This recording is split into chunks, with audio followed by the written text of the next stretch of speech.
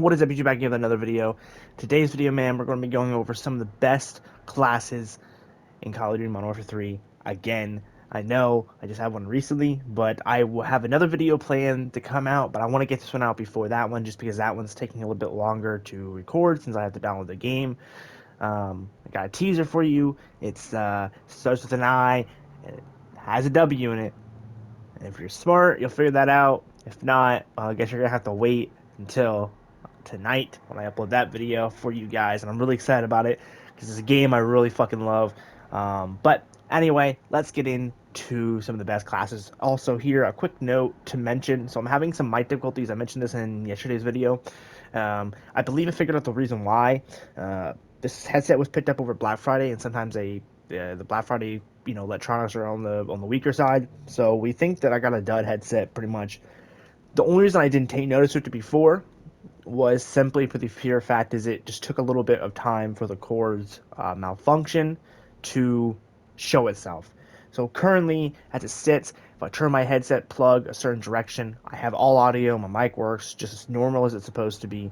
But sometimes if I just touch it the wrong way or move it a little bit to a different direction, I lose all mic audio, and sometimes I lose just all audio entirely, which is a super big issue. I'm currently thinking of ways to fix this issue, so hopefully this video I don't accidentally bump it when I'm talking about these classes and I lose audio, because that would not be fun. But if you see any weird edits, that's probably why.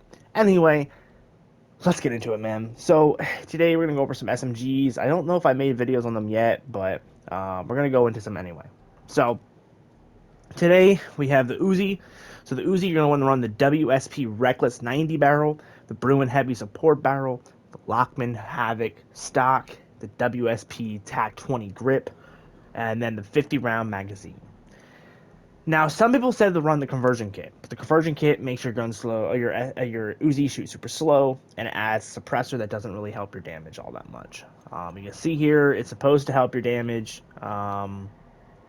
or it says not supposed to help damage, but people say it does, but it doesn't. It has no effect on the damage whatsoever.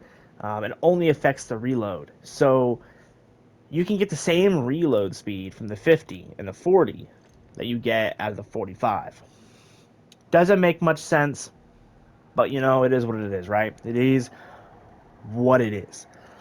Don't run it, in my opinion. You don't really need it. I mean, if you look at the negatives, you have negative movement, negative ADS, negative reload speed. Even though its whole thing is it's a mag whole aftermarket. That's what it is. This makes no fucking sense, right? And it has terrible sprint to fire speed. So you're hurting the gun more than you're benefiting it. So don't run the conversion kit. I'm trying to be more educated in these conversion kits, so when I make these videos, you guys know exactly whether or not you should run these conversion kits or try them out or not. This is one of the ones that goes on the list of don't ever fucking try it. It's not worth it. Anyway, this gun has super good recoil, super good ammo capacity with the 50 rounder. Its reload speed is not terrible. It's got good damage, good fire rate, and overall just a really solid SMG. And I'm really excited to be getting into using it again a lot with the Ultramaster gun here in a couple of days. Next gun that we're going to be going over, boys, is we're going to go over the Bruin. So the Bruin is another gun that I've been using a lot on Warzone, and this build is universal. You can use this on a multiplayer, you can use this on Warzone, you can use this on zombies. Maybe on zombies I'd switch out the 60 for the 200, but otherwise you can use it, and it's great. I love it. Okay, so basically it is the MK3 reflector, the FTC Ferocity LAR barrel, the Bruin Heavy Support underbarrel, the 60 round mag, and then the STIP or STIP 40 rear grip. Okay, great gun. I'm very interested to see if they do give us a conversion kit for this gun. I would like to see this conversion kit turn this into an assault rifle. I think that'd be a really interesting concept they could do with it. Kind of like they do with the PKM, like maybe give us a lighter barrel that does a little less damage, but like significantly improves like mobility. That could be super cool because you have the 60 rounder already, so you could realistically make the 60 rounder go, to be the standard for that build. So you can't run a 200 rounder on that type of mobility. But yeah, I think it'd be kind of cool. But this is the build, pretty good, pretty solid, pretty good. Pretty good, pretty good, pretty good, pretty good. All right, so we're gonna do the tac extractator. I don't know. It's the tac LMG pretty much. This one's pretty interesting because this is one that not a lot of people have been talking about, and it's fucking overpowered, especially this build. It's just insane. Let me show you guys what I mean by it. Let me just show you. I'm not even like this is me not holding the recoil. Like it just does its own. Like it's super. Like those first like 20 rounds or so you shoot out of it, flat as all can be. Okay, and with a little bit of thumb control, it has no recoil. That has the Tatika Brute Stock, the FSS Combat Grip, the FSS OLEV Laser, the Conqueror 70-inch Long Barrel, and then the Bruin Heavy Support Grip. Now, some people in this build, that run in this build, been running a magazine, the 150 specifically. I just don't feel the 150 on this gun is needed because the base ammo mag is pretty good. It's a 75 rounder. Now, if you're trying to help your mobility, you could get rid of this the laser or something, and you could throw in the 45. So if you throw in the 45 without the laser, um, it's a little bit quicker, especially the reload's a lot quicker, and this turns into basically a heavy tac. It's basically what it turns into. Um, but for me personally, I think the build that I have with the SS laser is just better. I like to have that 75 round drum. It's nice to just be able to lay down some heat for a while, and that's what 75 rounds will allow you to do. But overall, pretty good. There is a couple different builds that I've been running with this, kind of playing with it a little bit. One of the builds got rid of the Bruins grip, and I've been running a sonic suppressor with the MK3 optic. If I can find the optic. You can favorite optics, by the way. You can favorite attachments in general. For some reason, certain attachments do not let you favorite them, so I'm not sure what that's all about. But here's the other build I've been running, which is a pretty solid build, in my opinion. If you're trying to run a little bit more of a stealthy build with this gun, I just feel like the red dot on it just gives it way more recoil than it needs. But yeah, let me know down below which build of these you prefer. The standard one, this one, or the 45 rounder instead of 75 rounder build. Let me know. I'm kind of curious to see what you guys are liking down there. Anyway, moving on.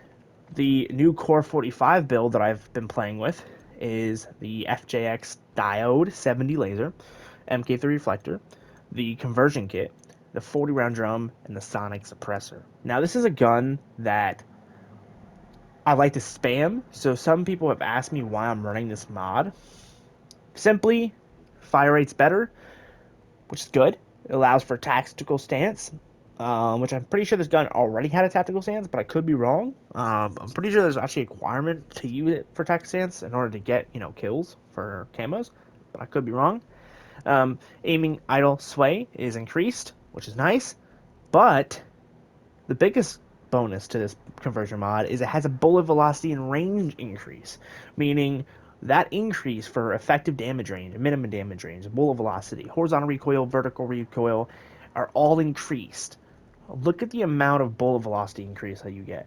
40% increase from, if you take this off, right, you have a 423.3 millisecond bullet velocity, okay? You jump up to a 592.6 millisecond bullet velocity. I don't know if that's actually millisecond. I think that's meters per second. I think is what that is. I could be wrong. Let me know what someone down below. Let me know what the M means. I know what the numbers mean, but I'm not 100% what the M is supposed to stand for. It might be meters. I feel like it'd be meters that make more sense. But besides the point. Look at the horizontal recoil. 42% of the recoil is horizontal. Knock it down to 12% with the conversion kit. And the negative for a recoil gun kit is really not that bad, especially if you toss a suppressor on. Pretty much knocks it right out. Now, its headshot damage is reduced, and its upper torso damage is reduced. So keep that in mind. So I'm still kind of playing with this mod to see how I can make it better. The rate of fire is also increased from 400 RPM to 800 RPM. So almost 400% increase. He says 100% increase, but that's actually 400% because you're adding an additional 400 RPM to it. Um, your ADS speed is really hurt. Your reload quickness is hurt. Your sprint to fire is hurt. So do keep these in mind when you're picking this build, that you can build this pistol really, really, really, really, really, really good without the conversion kit. But again, I think the conversion kit is something worth trying. So this conversion kit is definitely on the give it a shot list. So definitely check it out, man. Play with it a little bit. You'll see what fits for you.